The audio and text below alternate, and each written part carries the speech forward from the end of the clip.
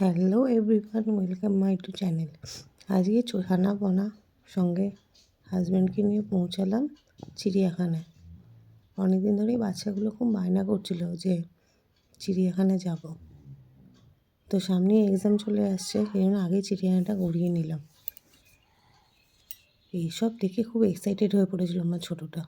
তেমনি প্রচণ্ড ভিড়, তার মধ্যে ধাক্কা ধাক্কি চাপাচাপি, বেশি কষ্ট হয়েছে এই বাঘমশাইটাকে দেখতে গিয়ে। আমার ছোটো মেয়ে কেঁদেই ফেলেছিল। তার মধ্যে সামনাসামনি ঘুরছে আর ও দেখছে, কাঁদছে, মানে সব অজগরলা হয়ে গেছে আমার। দেখতে কিন্তু ভালোই লাগছে।